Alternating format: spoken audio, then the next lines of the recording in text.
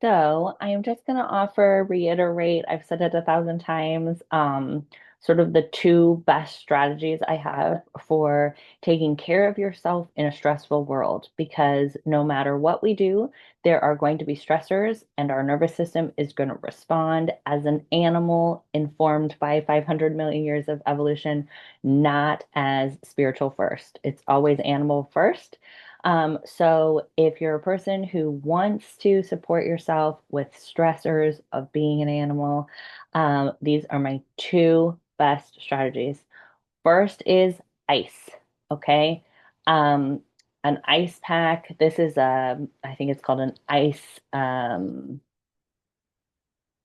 or something like that. It's re-freezable. I'll put the link in the description. And if you are feeling some stress or if you want to use it preventatively, it can be used both ways. So you can give yourself 5 minutes of icing, an ice pack on your eyes. You don't have to have anything fancy, just a bag of frozen peas for $1 from the grocery store that you can refreeze.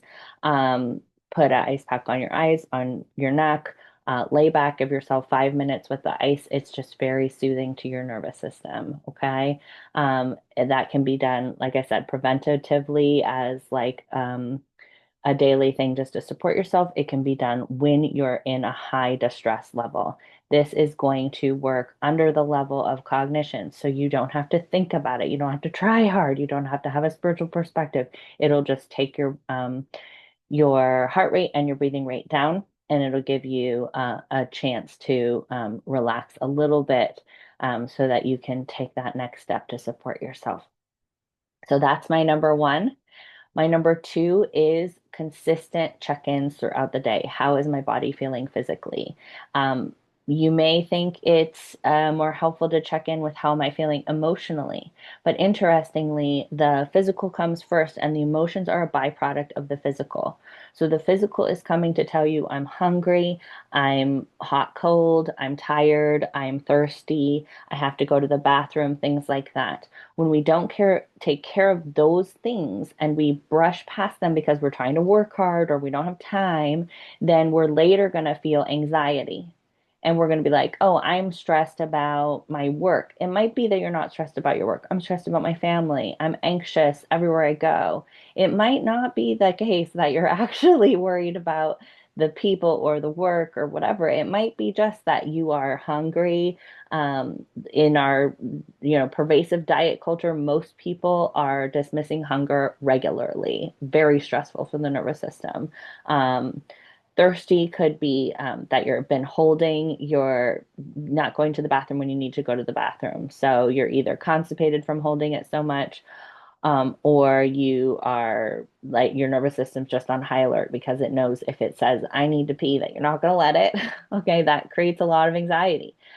You're underslept. Almost everybody in our culture is underslept. So there's anxiety for your nervous system. Like, I have actual fatigue. I actually need more time to do rest and digest and sleep, and you're not giving it to me. That can create chronic anxiety. Okay. You're hot, cold, your body's uncomfortable because of your clothes or your shoes, right? Again, we're in a society where we are more worried about how we look than how we feel physically about the clothing and shoes on our body. So you're creating stress there. That's a constant chronic stress that your body's like, I don't feel comfortable, right? And it's trying to tell you that my, pants are squeezing in, my shirt is not breathable, so I feel hot. Um, all of these kinds of things. So asking your body how you're feeling physically is a great way to get a read on how often in the day are you experiencing physical discomfort. It could be I'm antsy, I want to move. It could be my neck hurts from sitting here at this computer, right? And when we say, how's my body feeling physically, we get to take care of those needs so the nervous system doesn't have to keep going, something's wrong, something's wrong, something's wrong, something's wrong. So chronic anxiety, a lot of times, is just about not taking care of the animal body. Okay, so these two things, try them out, see what you think. Uh, Give yourself an ice pack when you're feeling stressed, and preventatively for 3 minutes a day, close your eyes with an ice pack. It'll do a world of good for your vagus nerve. And then ask yourself 2 or 3 times a day, how is my body feeling physically? And If you really, really want to do something for your body, start taking care of those physical needs. Get comfier pants.